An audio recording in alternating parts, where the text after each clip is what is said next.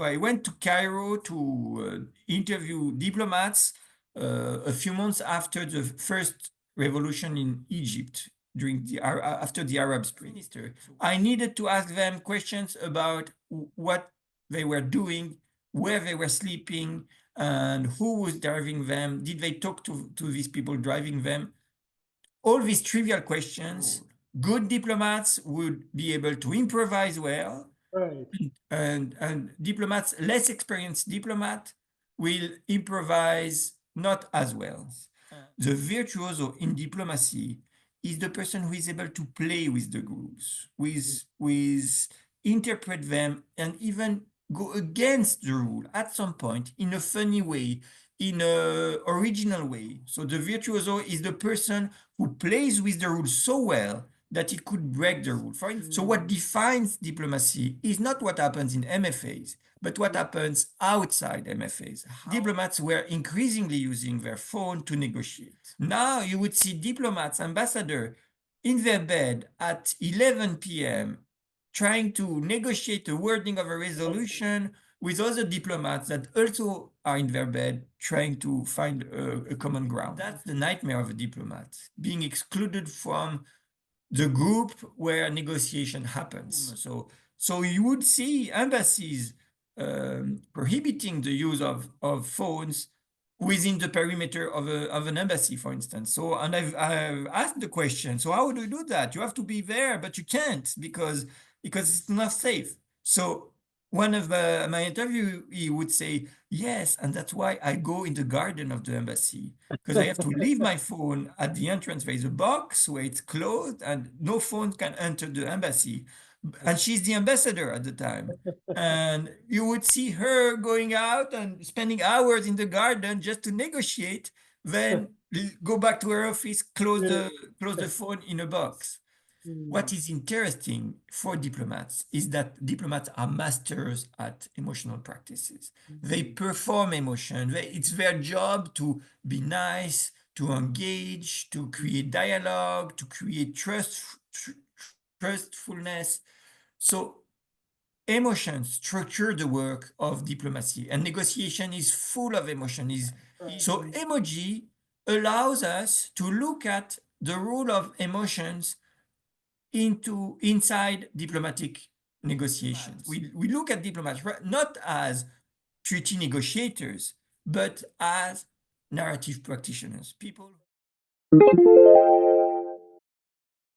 It is my really big pleasure and great honor to introduce Jérémie Cornut, Dr. Jérémie Cornut. He is a professor at Simon Fraser University in Canada, and he is a good friend of mine.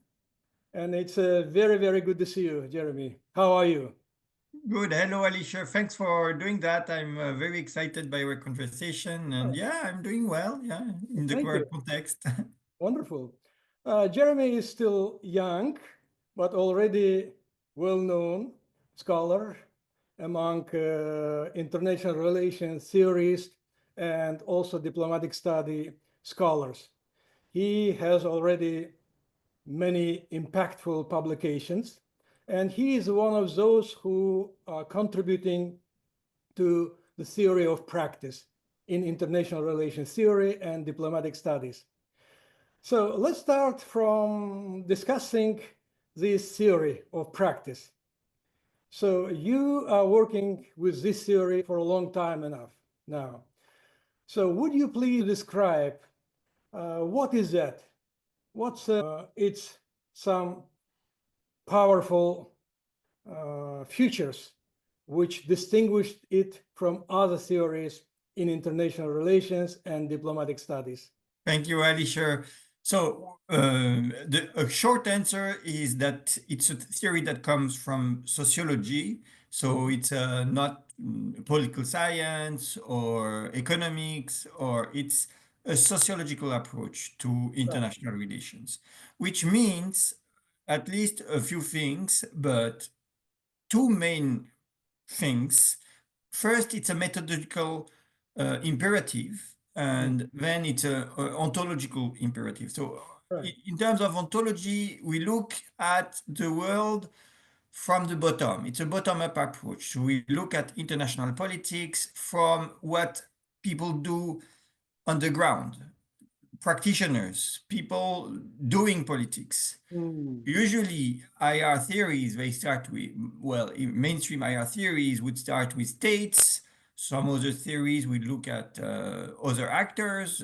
Marxist theory, we look at classes, and liberal theory, we look at individuals and taking the state as the intermediary between individuals and international politics. But for the sociology of international relations that is promoted by practice theory, we look at ways of doing things. What are things that are done in the ground, in international organization, in MFAs, in embassies, in permanent representations, to understand international politics. So no big picture description, but really micro picture description. And the second imperative that is associated with practice theory is a consequence of that. Methodologically speaking, we believe in a very grounded approach to international relations. So empirically, it's really very rich, it's very thick. We do interviews, we do observations, we do as much as possible. We try to get close to practitioners to understand their way of doing things and how international relations emerge from this way of doing things, how it comes from these people doing things, and then it ends up being a war or a treaty or something that defines international relation for other approaches. So this is in a nutshell what practice theory is about. Okay. From the So, mhm. bottom and close to practitioner. So does it mean that you are studying everyday practice of those who are involved in international relations?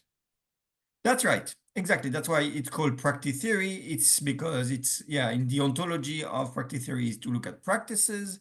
And we could just start by saying that practices are ways of doing things, so what people do on the ground and repeatedly. And that's what we try to understand international relations. Right. But I guess you also have some methodological or theoretical background to put all these practical things in a kind of to have a picture in a context, like some very important concept like habitus, fields, and other. So what would be some important concept which helps you theorize your findings? So there are various strands in practice theory, and they can be inspired by different people and sociologists, sometimes philosophers. And in my case, I'm influenced by a French sociologist that is named Pierre Bourdieu, Mhm. that was a prominent sociologist in France and then worldwide, widely cited for his work on nothing on diplomacy, but all on social Right. classes and in the context of France.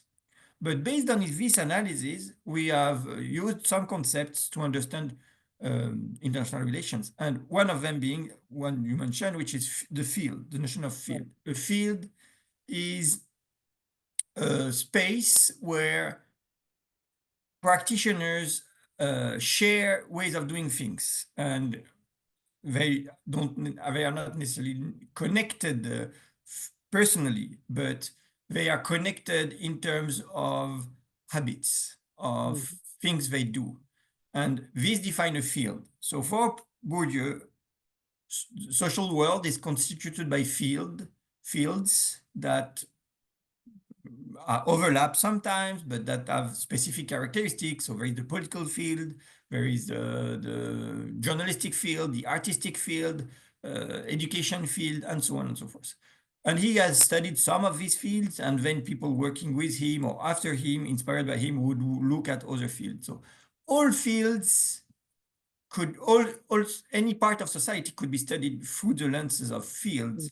Mhm. And what practice theory does to IR is to bring this field approach to the study of international relations. Mm. So the notion of field is this shared space where people tend to do the same thing, and it works well for diplomacy because diplomacy is so much centered on protocols and ways of doing things that were born in Europe in the 17th century and that have obviously changed, but not totally changed. And some things are kept the same for 400 years, 500 years, and then conquered the whole planet and now are what we call diplomacy. So it works well with diplomacy, this notion of field, of shared practices by people having in common a goal and some habits. The other concepts that are useful, well, one certainly very well-known one is the notion of habitus that you mentioned. And the notion of habitus captures the interiorized way of doing things, the way the body and the mind of practitioners is shaped by these practices that are in the field. And together, this habitus drives the individual. So the habitus defines what practitioners, what drives practitioners, what make them do what they do. The habitus is the sedimented way of doing things into the body and the mind of practitioners. All right. So let's look at some diplomatic practices. There are so many of them, starting from routine practices, everyday practices, and also rituals and ceremonies, visits, negotiation, etc., etc. Do you have any kind of classification of these practices? Well, it depends on what you call a classification. So practices are like live things. They change, they evolve, they are adapted to the context. So we cannot classify all of them. What we know is that diplomacy has a lot of practical textbooks that explains what diplomacy is in practice, that gives indication about protocols, about precedents, about norms. Some norms are codified, right, in the Vienna Treaty, right, that defines what people can do and should. But these are written things, and they are artifacts, documents that practitioners could use or not, apply or not, interpret in their context, and out of that comes ways of doing things. But there is no objective way to look at diplomatic practices. It's a interpretive and grounded and inductive process to dig into practices. So before we observe practices, there is no way we can know them. All right.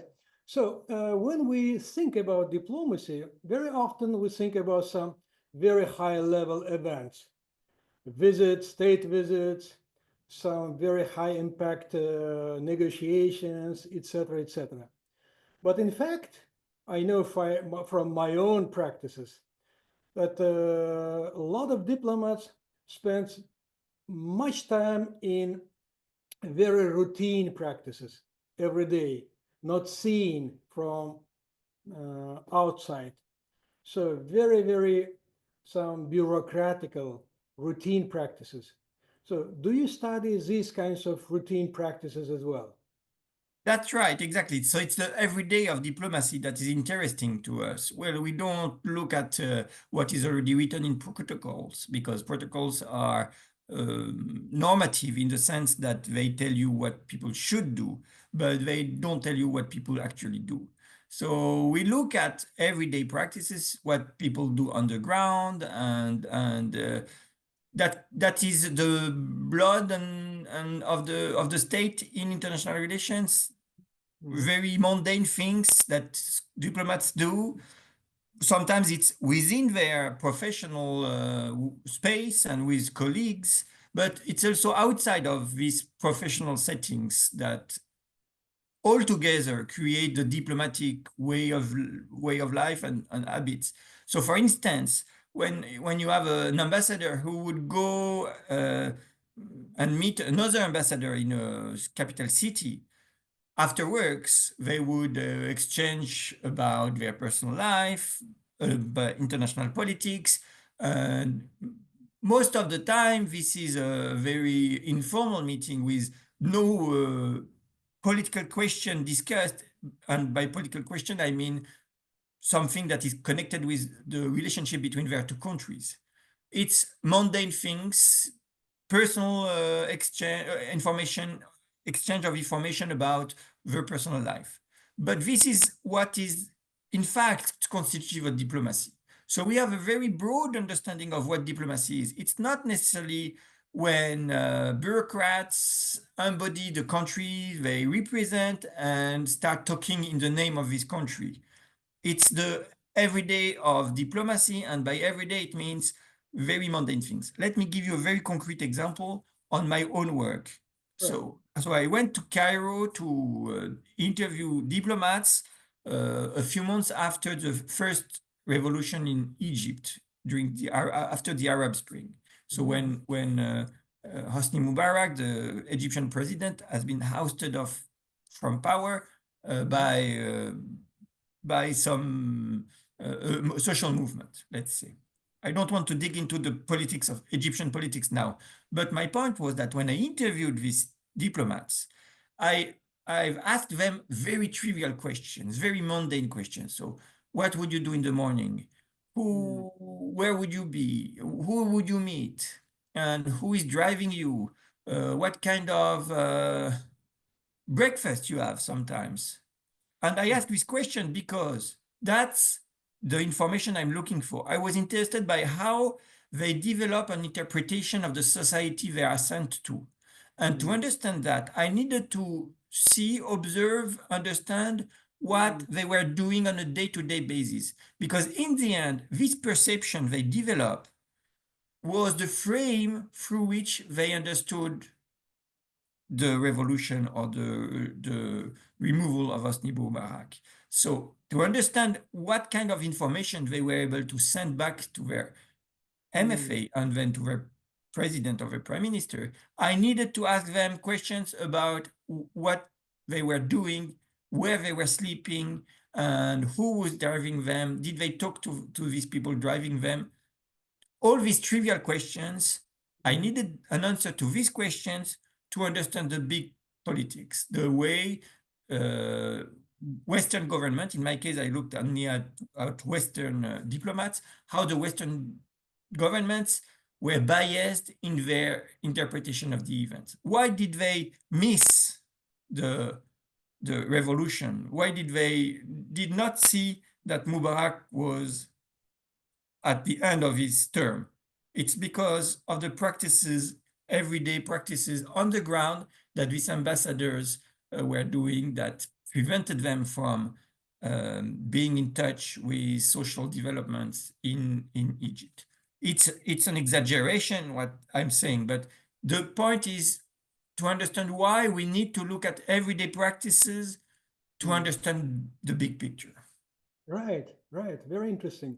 You know, you mentioned social life of diplomats when they go to each other, just speak to each other as human beings. You know, it's a very interesting side of diplomatic life. On the one hand, it is a human to human relations, social relations. But on the other hand, it is a part of diplomatic practice. And you know, it's a very little studies area. In diplomatic corps, they have very close, very human relations, despite sometimes the enmity as political representatives of political entities. This is also a very interesting side of diplomatic life. And I'd like to ask you about ceremonies and rituals. You know, you mentioned that in a way diplomacy has not changed too much if we will look at diplomatic practices, including the ceremonial and ritual side.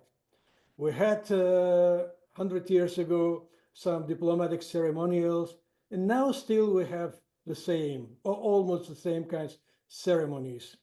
So, how do you analyze, how do you assess the role of these kinds of ceremonial practices? Is it still very essential, meaningful in terms of diplomatic practice, or it has lost it is somehow meaningfulness which was many years ago? Well, let Prof. me say two things on that. And in fact, it's often criticized, these protocols, these old-fashioned ways of formally address ambassadors, for instance, or write them in a specific form, or engage this diplomatic engagement following very archaic codes. But let me say two things about them. First, is that it's always been and it still is functional. It works because we are talking about people who don't share anything except that they are humans and they represent a society on Earth. But they don't necessarily speak a language, the same language, they don't have the same interest, they may have nothing in common. So we need something that is the minimum through which they can engage one with the other and talk to each other. So there is this famous quote that diplomacy started when we stopped eating each other, when rather than eating the person that is sent, we start discussing with that person. But for that to happen, we need to make sure the person is safe. We need to understand when it's time to talk, when it's not time to talk. We need to create an environment where dialogue is possible. So this protocol that is old-fashioned, in the end, helps human interacting with human, and it's the common ground. It's the minimum that is the basis of the interaction. The second thing I want to say about these protocols, it's slightly contradictory with what I just said, which is that they are extremely situated in time and place. They were born in Europe at a time where, well, especially if you think that diplomacy started in Italy, in medieval Italy, it was at a time where you had city-states engaging with other city-states, and they started to have representative in sent or hired in the other city to promote their own interests. So that's a very specific context in a very specific time for a very specific purpose. Right. For historical reasons, these protocols that have been established at the time and then that evolved and that started to be permanent and then multilateral and so on and so forth, these protocols have invaded the whole planet, have created a common ways of doing things all across the globe. So that now even Asian countries with meeting other Asian countries will follow protocols that were born Right. hundreds years before and thousands of kilometers away. So on the one way, this is a universal language for engagement, for dialogue. On the other hand, this is situated and contextually relevant at the time, but also not totally adapted for the societies that meet outside of Europe and in the present time. So you would see sometimes various protocols, different ways of practicing diplomacy depending on the contexts. And this is like a fusion between the old-fashioned European protocol and more contextually adapted ways of doing things, like the Asian way, for instance. That's one example of it. But whether it's in Europe or elsewhere on Earth, the protocols are there to make dialogue easier. So it's certainly old-fashioned, but it's the way that is left when there is nothing in common and that we need to when we need to talk. Okay, interesting. You know, often people may think about diplomacy as a big machinery where concrete individual diplomats play very small role in implementing some policy line, or they have an instruction and they do this strictly as a part of whole this big foreign policy machine and international politics. But you discovered and very innovatively improvisation. So you wrote about improvisation in diplomacy, which is very interesting and perhaps quite unusual approach to the think what most diplomats do or we think what they do. So could you share, please, with some your findings on diplomatic improvisation? Maybe you could provide some concrete example of this, the role of improvisation in diplomacy. Thank you. That's a good question. It follows directly with what we were discussing before, because protocols that Right, are the heart of diplomacy are fixed things. right. And when I started looking at diplomats and what they were doing on the ground and as closely as possible to the ground, as I mentioned before, it's one of the methodological starting point of practice theory. When you start looking at that, you realize that protocols don't exist. What is there out there, it's people doing things in their own way that are contextually adapted.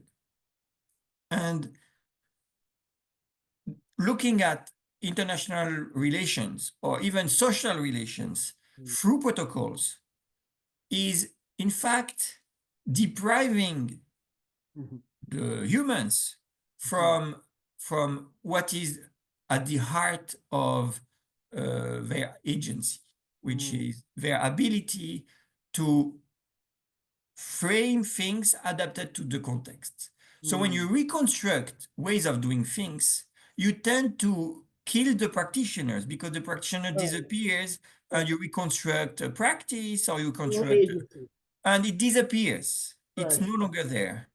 My work was exactly trying to show, and I built on previous analysis for that. I just put forward the idea that, in fact, anything is improvised. And by improvised, I mean it's building on ways of doing things, but it's contextually adapted. And it, it's, it could be adapted well or not well. So that's where agents can have a role. Good diplomats would be able to improvise well, Right. and diplomats, less experienced diplomat, will improvise not as well. And based Yeah. on this ability to improvise or not, you would have, well, advantageous treaty, for instance, or good negotiations, and so on and so forth. You studied negotiation, and I'm sure you observed that too. A good negotiator, if you look at it from my perspective, is that good negotiator is able to improvise well and to adapt his instructions, the protocols, and the practices that in a way that makes his objective met. Very So good point. improvisation is the live experience of practitioners, is how and it's how it's experienced too by practitioners themselves. They are not machine, they are not all alike. They all believe that they are different. How come when scholars reconstruct international relations, all these people who thinks that they are different from one another, that they do their job well or not well, that think they matter, how come they are out of sight? Why do they disappear from the analysis? So my Right. point was to reintegrate this improvisation into the analysis, showing that even habits, it's misleading. Talking about habits is misleading. We don't have people doing things in an habitual way. We have people doing things improvisationally. Even if it's the same thing from the outside, it's live, it's contextually adapted, so it's different than what anyone else would do even in the same context. Yeah, very powerful, very good point. You know, there is no diplomacy if there is no agency. So it doesn't make any sense if everything fixed and no improvisation. It would be quite boring and predictable affairs. And And computers, you could imagine two computers negotiating, they would never reach an agreement. right. You also brought another very important, I believe, concept, quite also unusual for diplomatic studies, which is virtuosity. So diplomats as virtuosos or virtuosos. So usually we understand this concept in the context of musicians or artists or some creative people. So could you please describe this concept in the context of diplomacy? What does it mean? So it's interesting. So it's associated with improvisation, right? So it's coming from music and jazz in particular. So a virtuoso is one that is a master in improvisation. Is the best person improvising is a virtuoso Right. who knows how to improvise. And in international relation, in diplomacy, what I found very interesting, and that was a puzzle to me, but to others too, before I digged into that, was that, and that that's something that is hard to accept, but you have these rules, you have these ways of doing things, these practice, these habits. The virtuoso in diplomacy is the person who is able to play with the rules, with interpret them, and even go against the rule at some point in a funny way, in a original way, so that he is the master in the room. Because someone who is able to masterfully break the rules is the virtuoso. So the virtuoso is the person who plays with the rules so well that he could break the rule. For instance, he could call someone by first name rather than use the formal title. Right. And this would show, rather than if you're not a virtuoso and if it's not done well, you would think that it's someone who doesn't know the ways, the protocols, and who doesn't respect diplomatic ways. But if a virtuoso does it, calling by first name someone, it shows maybe informal knowledge, friendship. So all of a sudden, in a specific context, breaking this rule could prove a powerful way to obtain support. So that's one example. But in fact, diplomacy is full of these examples. I have met some virtuoso who were precisely able to go against the rule and make their points thanks to that ability to go against the rule, break the rules, so that you show that you're a master in well, playing the game, playing the social game of diplomacy. If you're good at playing a social game, it means you're able to break the rules. So using the rules to play against the rules. That's right, exactly. Right. That was something observed by Merge Koos, a colleague here at UBC, in another study. And she said, in an article, she was saying, I don't know what to do with that. And she was studying, for instance, dress habits of diplomats. Right. And she would observe that the one who have the exact perfect body language, dress code, would be the one that seem to be novice, to be not virtuoso, to be early career diplomats who mimic the the perfect way, the perfect dress code, the accent, etc.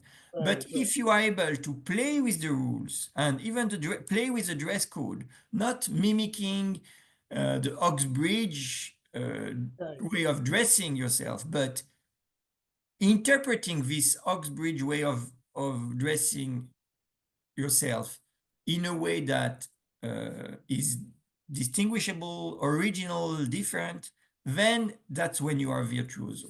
So, Yeah. but at the time in her article, she says, I wonder what constructivists would say about the Mm. fact that these norms are practiced by master by being broken. And, you know, constructivists, they were all into norms being the structure of the world and even social norms uh, shaping international politics. And in her case, it was breaking the norms that were Right. the best evidence of virtuosity. Yeah. So that I started from there, and then I digged into that, showing that in fact, if you follow rules too closely, you're an amateur. You're not a virtuoso. Virtuoso are the one who play with rules, not follow the rules. It's a very nice, wonderful article, I remember. And you also wrote about relational approach to diplomatic agency. So what does it mean? Could you please explain this? No, it's a very simple thing, which is that agents, so individuals, well, they are obviously constrained by all sorts of structures and economic structures, political structures, symbolic structures. So uh, I don't want to claim that agents live freely in the world, not at all. What defines agency in the practice theory perspective is the fact that it's precisely not individualistic, it's relational in the sense that it's engaging with others, knowing to play with others. So it's a collective game that is played uh, with many players. And agency is relational, and I think it's a very important claim from practice theory. This means that you cannot understand agents in isolation. You have to Mm, understand them in the context of the mm, relation yeah. they have, and through, well, the context, the room, and you would have studies about tables and how tables, for instance, have an influence on negotiations. And they both reflect, but they are played with, how people gather around the table. So that kind of Interesting. agency relational to object, but also with others, and this is linked with what I was saying about improvisations, that they know how to play with other, you play with other, you improvise with the negotiation, what you say, what you don't say, how you say it, when you say it, all this is improvised and together defines agency, and agency thus is relational. Mm, very interesting. You know, you already brought quite a few new concepts to diplomatic studies, to understanding diplomacy, we are discussing now. One of the concepts, among these concepts, I would also refer to frontline diplomacy. So you also discovered and studied. So what does it mean? Frontline diplomacy, in terms of a definition, is all diplomacy that is practiced at what, with Andy Cooper, we call the front line of diplomacy, which is far away from capital, at the borders of diplomacy. So it captures permanent representations, consulate, and embassies. And this is this is a methodological claim that we make, which is that diplomatic studies put have put too much emphasis on headquarters, MFAs. And we consider that if you want to understand diplomacy, well, MFAs, they are bureaucratic structures that work pretty similarly to all other bureaucratic structures in the capitals, like the health ministry. You would see habits and protocols and standard operating procedures and things like that. But what defines diplomacy is what happens far away from headquarters, in permanent representation, in embassies. You do not see anything even closely similar to this in other public policy.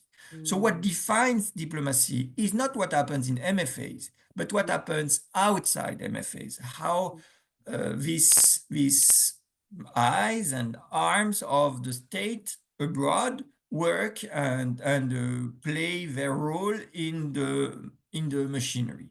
So that's a methodological claim we make, which is that's the defining feature of diplomacy is at the front line.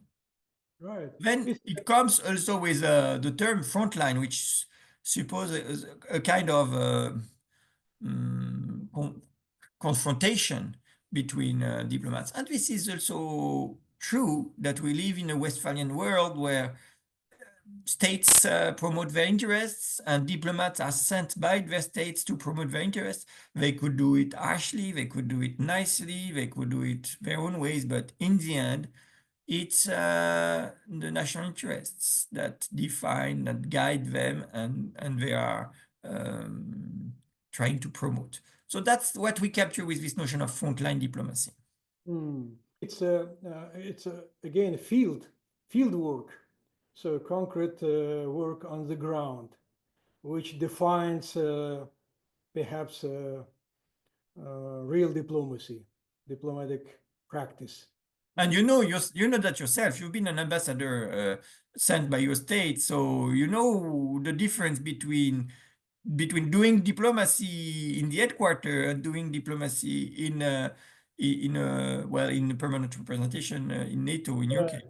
Big difference, by the way. Very different. And what diplomacy is when you sit in a desk in a capital, or what it is when you meet a colleague to have a glass and discuss politics, it's two different things, right? Yeah. And by the way, there are some people who are very good in capital within foreign office, but they are not very good efficient in the field. And vice versa. There are some absolutely wonderful, effective ambassadors or diplomats who are very good in the field, but they are not very efficient within MFA. So it's that's quite interesting. Yeah, that's a good topic to research. It's because practices are different. So improvisation and virtuosity is defined differently in capital and in frontline, at the frontline. So. Right. And you also did some studies in digital diplomacy. You particularly did some research on using WhatsApp, and you published a very nice article about that. So how modern diplomats, especially in multilateral setting in international organizations, use these kinds of digital devices. So could you please share with us some of your findings, some opportunities and some risks related to using these kinds of digital devices in modern diplomacy? So it's my research was really in the line of what we've been discussing so far, which is improvisation, agency at the front line, negotiation. This time I look at it in a multilateral context, no longer in Cairo and in a bilateral context, but in a multilateral context in Geneva at the Human Rights Council, negotiation around a very important resolution about violations of human rights. And I realized while I was looking into this, that, diplomats were increasingly using their phone to negotiate, rather than have a session where they would sit around the table and discuss. They use their phone and group chat to exchange information and reach consensus on particular motions. So I looked into that, and at the time when I went to Geneva 2019, WhatsApp had started maybe a few years back and immediately captured the attention of the diplomats. So they were all using WhatsApp. Maybe now things are a bit different because of security reasons and political reasons too. But at the time, in Geneva, which was a UN organization, and so universal organization with every countries on earth represented or almost, you would have that platform where everybody would talk. It's not a social media in the sense like Twitter or Facebook was, but it's a group chat created with diplomats depending on resolutions. So you have like people in favor of a resolution that would create a group chat, and they would chat about what is acceptable to the government, what is not acceptable, what are the next strategic move we could do, and so on and so forth. Uh, you have also people who are against the resolution who would do the same, trying to find strategies to have this resolution well, either discarded or just changed so that it becomes acceptable. So they would do diplomacy, practice negotiations on WhatsApp. So that's what I observed. I interviewed diplomats to understand how they use WhatsApp. Maybe it's obvious now, but it's really a transformation of diplomatic negotiation because it's not how diplomats negotiated even 10 years before. They would not, they would have informal session to find wording that is accepted. Now you would see diplomats, ambassador in their bed at 11 p.m. trying to negotiate a wording of a resolution with other diplomats that also are in their bed trying to find a common ground.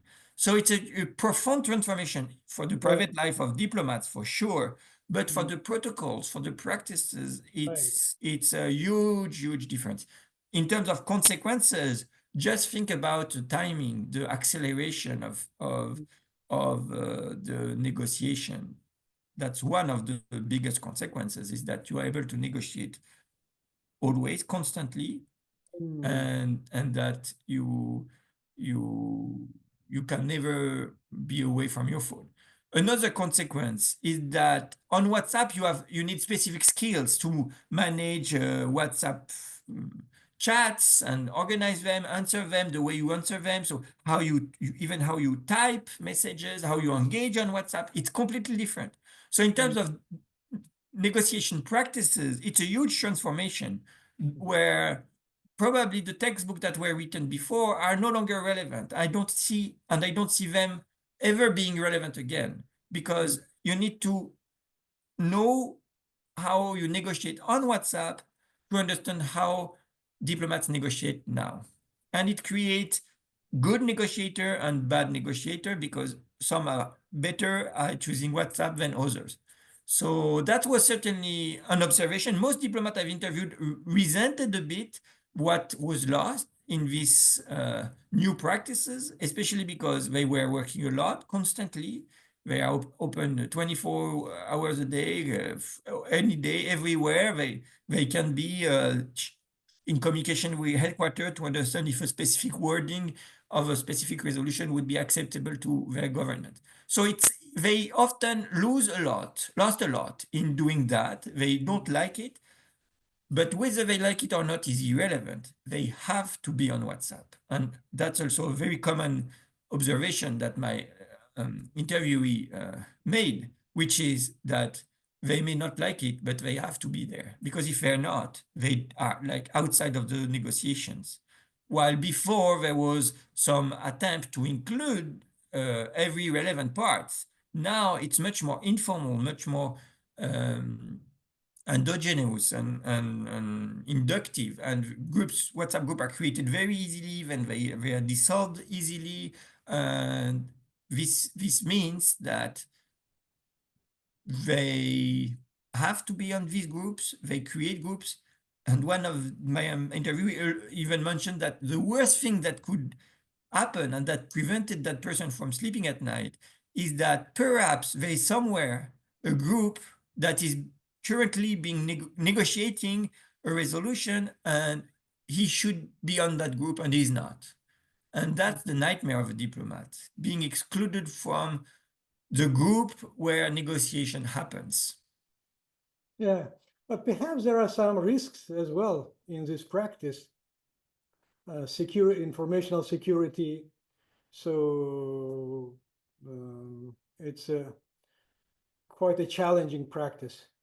Yes, and it's funny because, well, we know phones, iPhones, and all sorts of phones are not secured at all, right? They can be spied on, and they could record what is being said in a room. So you would see embassies prohibiting the use of phones within the perimeter of an embassy, for instance. So, and I've asked the question, so how do you do that? You have to be there, but you can't because it's not safe. So one of my interviewee would say, yes, and that's why I go in the garden of the embassy, because I have to leave my phone at the entrance. There is a box where it's closed and no phone can enter the embassy.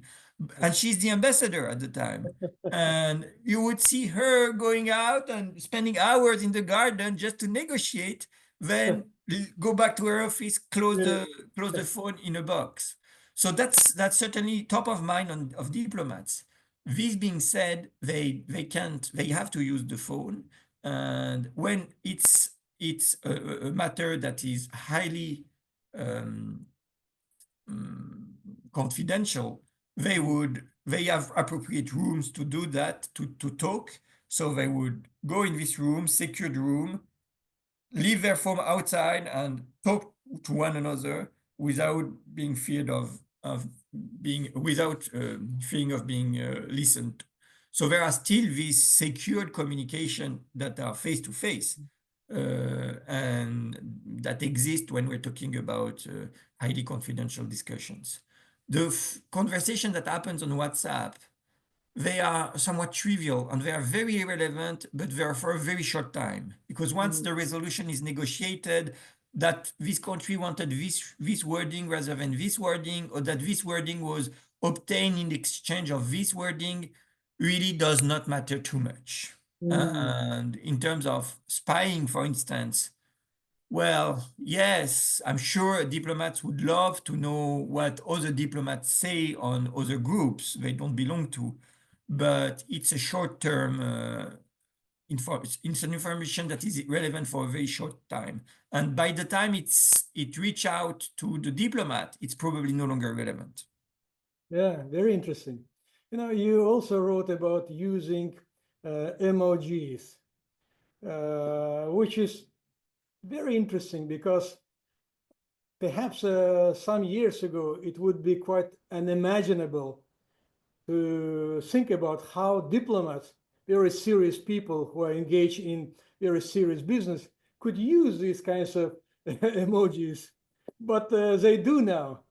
So can you say a few words about the specifics of using these emojis in negotiation, WhatsApp negotiation, or some other type of digital negotiations? So that's a very interesting thing, and from many different perspectives, it's interesting. First is to grasp emotions, because emotions are hard to understand. They are highly relational. If I smile, you have to be contextually knowledgeable to understand why do I smile. Do I smile because I'm embarrassed, or do I smile because I want to? I think it's funny. So it's a highly contextual thing. But we also know that humans are highly emotional beings, and there is no one who really believes that rationality explains all behavior among humans. So no, that was maybe something true 30, 40 years ago, but now even rationalists understand that it's not pure rationality that drives humans. So you have this very important thing, emotions, but they are extremely hard to understand, extremely to observe, to interpret. And yeah, in a way, each emotion that is felt in a unique way. So there is no happiness is different from everybody, for everybody. So emojis offer a way for us to look at emotions in a way that I don't think it has ever been so accessible, because you have now in front of you the emotion displayed.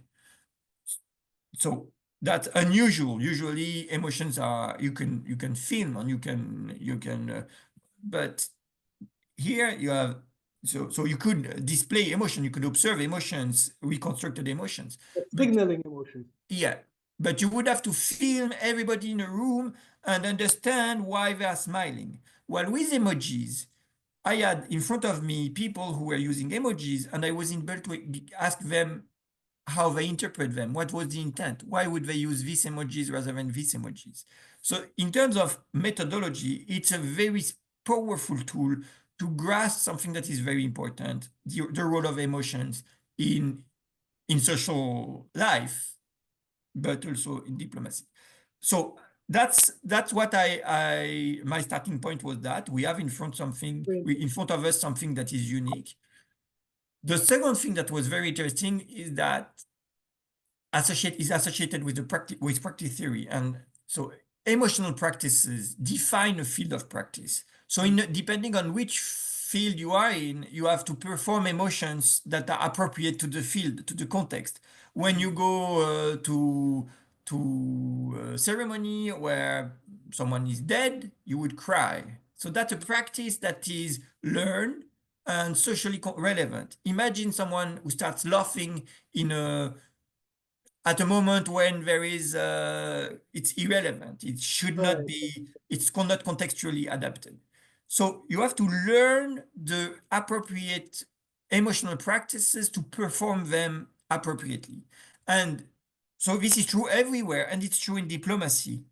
In the diplomatic field, you have to perform the right emotion at the right time so that you are a diplomat. If you don't perform the right emotion at the right time, you're not practicing diplomacy.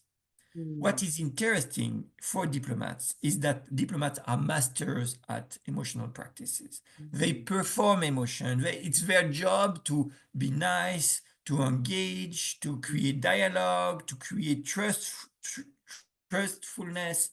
So emotions structure the work of diplomacy, and negotiation is full of emotion.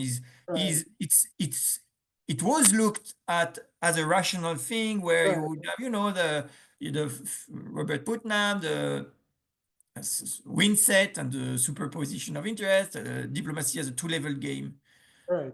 That's a rational approach, but in practice, it doesn't work like that. It works, it's people meeting other people, connecting with other people, and being trustful enough so that they exchange the right information, they trust the partner to use that information to find a compromise. So it's a highly human thing, agreeing for these negotiators. Obviously, for the state that is sending them, it's a bureaucratic thing, it's a document, a dry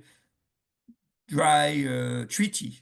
But for the people who negotiated, it's a human thing. They relate one with the other.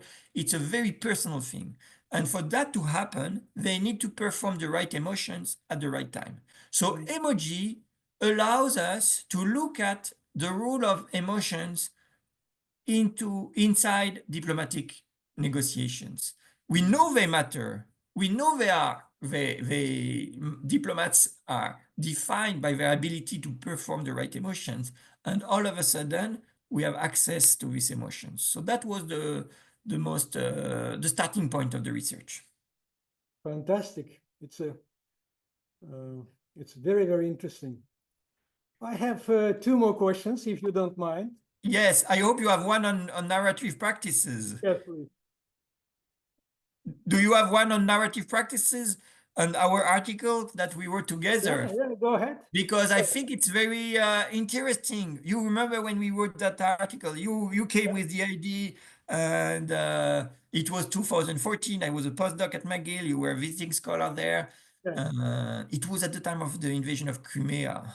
And that's one of the articles I'm most proud of, because 8 years later, 10 years later, it's so relevant to what happened. So our claim, you remember, was that practitioners, diplomats, they promote the narratives of their countries. So they do that through speeches, gesture, all sorts of things to promote a narrative. And we showed in the piece that you cannot have anything happening without having a narrative that is adapted to that. So if we want a peace treaty, you need a narrative that works with this peace treaty.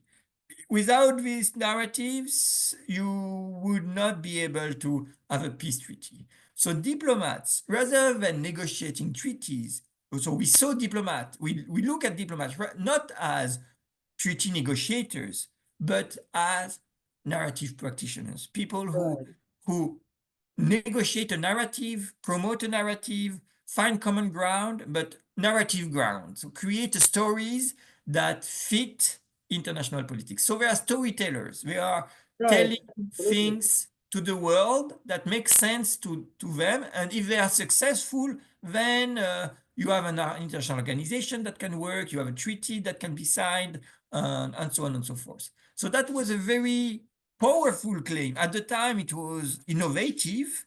And I think, well, you will look 10 years later, it proved us totally right. Look at look at the same context, Ukraine, and well, the war between Russia and Ukraine escalated, obviously, and it's when we looked at it, we took the Crimea case as an example, but it's even more relevant now that it's all Ukraine that is at war with Russia. But it's really what they're doing, right? They are like it's a war of narratives about who is the Nazi and who is the not the Nazi. Both sides claim they're on the right side of history and so on. But it's also interesting that the way out of this crisis will be necessarily a narrative that allows both sides to make sense of the conflict and to claim that they have a form of victory. So the narrative practices that you suggested and that we together analyzed, they are, I think, very powerful tools to understand international politics at the time of Twitter, at the time of Trump, and all these narrative practitioners that are exceptionally good at telling stories. It was really anticipatory to look at diplomacy in this way, and not surprisingly, this article is widely read and widely cited because really I think we brought that the notion that we don't discuss material interests in international politics, or not only material interest. Material interest makes sense within narratives. Right. Well, thank you for bringing this our joint work. I'm very proud of this article. And now, after 10 years or 11 years, I see even more narrative practices and storytelling. I see whole diplomacy as diplomats as storytellers. Even they present the so-called facts or telling some objective truths. It is always part of some kind of political narrative or some kinds of storytelling. And it's an important part of international negotiations, especially in a very difficult crisis, conflict situation. It is negotiating narratives. It could be done differently, but without some sort of agreement in narratives, the creating joint narrative, it is almost impossible to resolve many crises. So it is very important. We did a good job, and I hope we will continue.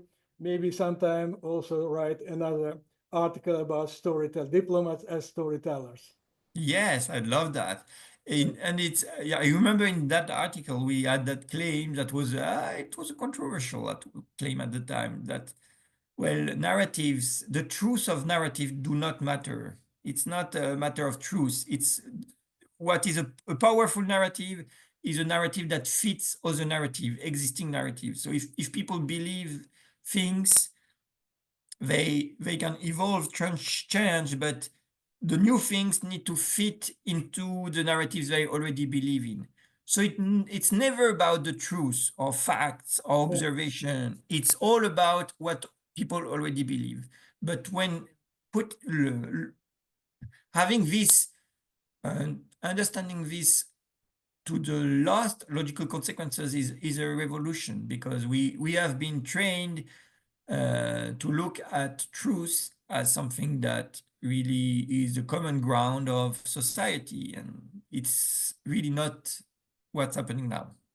Yeah, and even if you look at international law,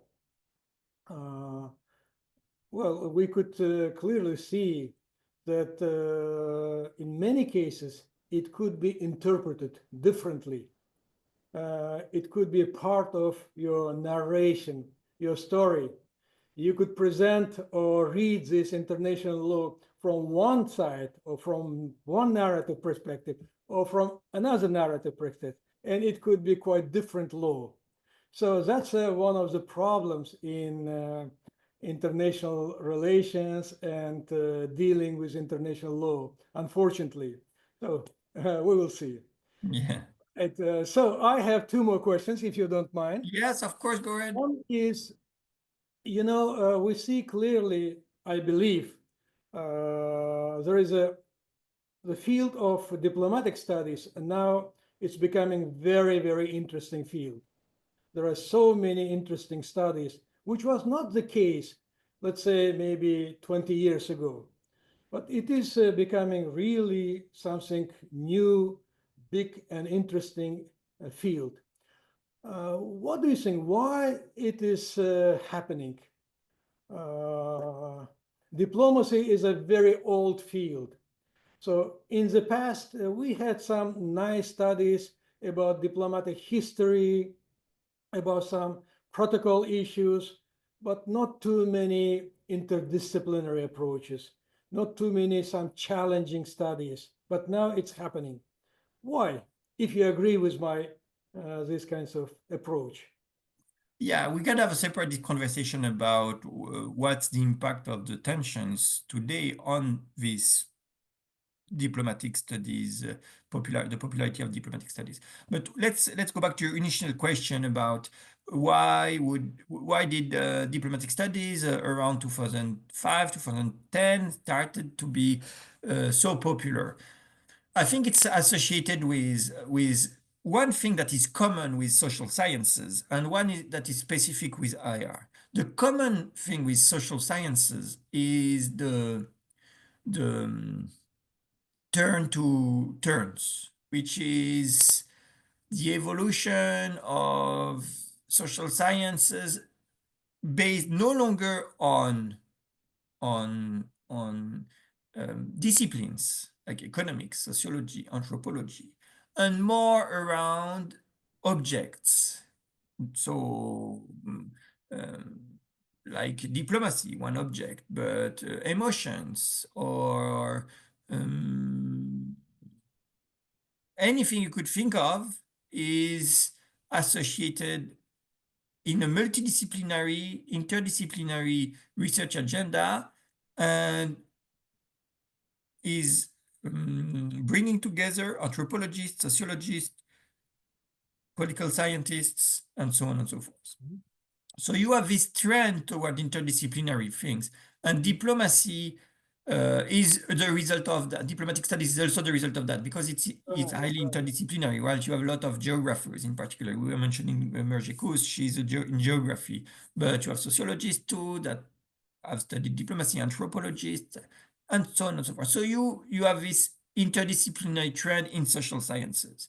Then for IR in particular, the history of the discipline was associated with the big debate, with the isms, with the paradigms, right? Realism, liberalism, and up to what was called the third debate between positivism and post-positivism, where especially constructivism brings something to the debate. Well, it wasn't it was not the original entry point of the debate, but at some point it became a mainstream even, this constructivist approach.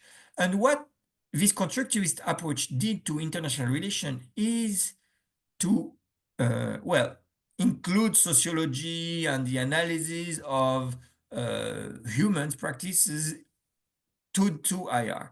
But it's a logical consequence if you think that then diplomacy starts to be interesting when you look at this the world through a constructivist lens.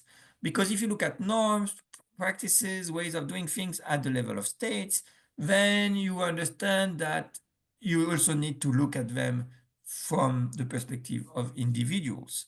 So constructivist, I think, started a process where we wanted to observe international relations, so it's an empirical research agenda, but starting with individuals, starting with people on the ground. So constructivists was associated with Vent and state-to-state relations, but it opened the door to an approach that looked at practitioners from the ground. So I think it's a mix of various things, the interdisciplinary trend that diplomacy captured well, and constructivism that logically, if you look at international relations through constructivist lenses, you start looking at how the world is made, what the world is made of. So all of a sudden, the protocols, the operating procedures, the bureaucratic practices, they become very relevant to understand international politics.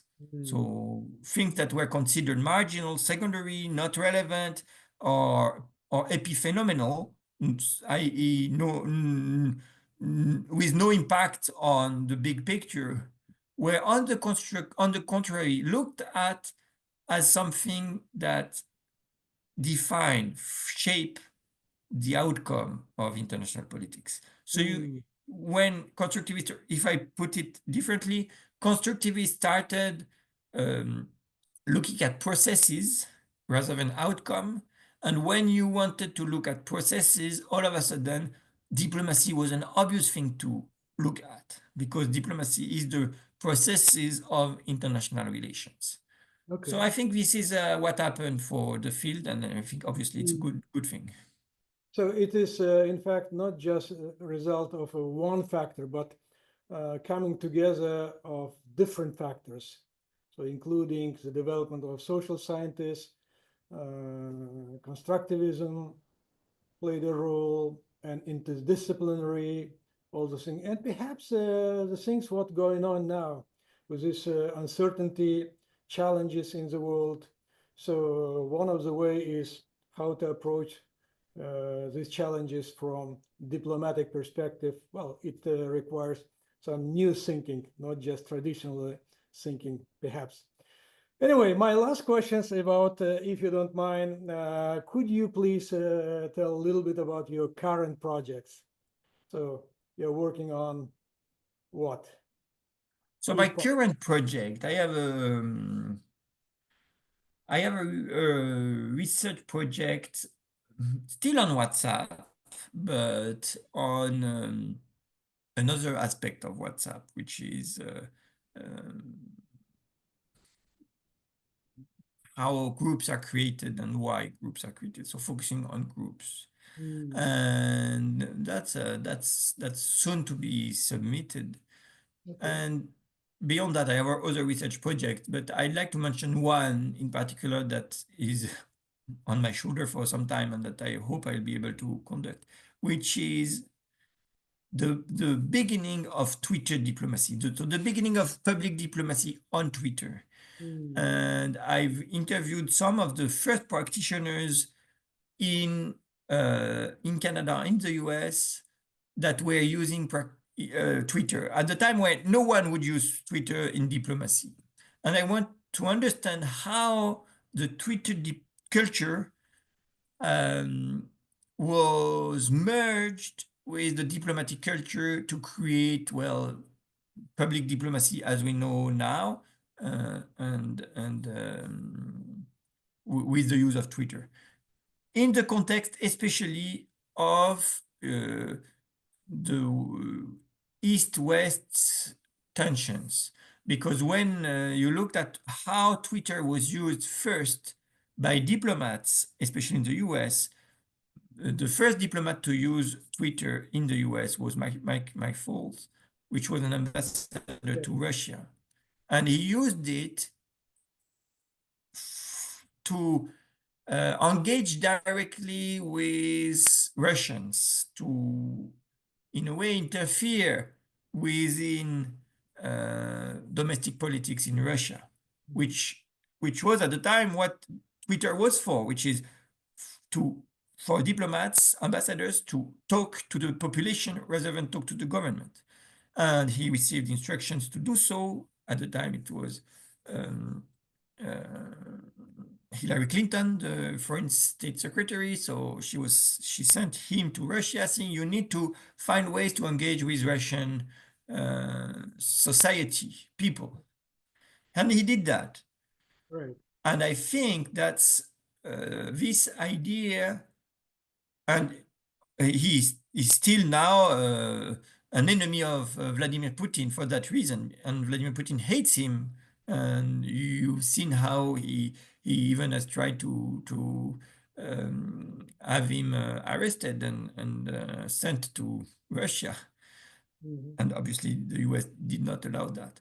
But I think Michael McFaul was very effective in doing that, and that was what led Vladimir Putin into seeing how Twitter could be used to interfere in other countries. So you would see all the interference in US elections and the European elections that happened around 2014, 15, 16. I think it was, and by Russia, it was inspired by his experience with Michael McFaul. Anyway, that's maybe another topic. So maybe don't keep that for the last for when you cut that piece. But my research project is to understand how Twitter and diplomacy, who were coming from two different culture, merged. So it's the merging of cultures that created that transformed public diplomacy. Very interesting. In a way, it could be connected with narrative practice because I believe any tweet could be considered as a mini narrative. Even just Absolutely. one single tweet is a kind of small mini narratives, and when you put many tweets or create some Twitter narratives, that becomes bigger interrelated narratives. Anyway, it is so good to see you. And thank you so much, Jeremy. It's a wonderful insight. I see such a innovative things in your approach. It's just absolutely fantastic. Thank you so much for sharing with us, and thank you very much for your time. Thank you so much, Alisher, for doing that. I was so glad to see you, my friend. It's good to see you in good shape. I like very much the idea of having this conversation, so I applaud you for thinking about it and doing it. I thank you for your interest in my work, for sure. And I hope to see you soon in the coming future. Thank you so much.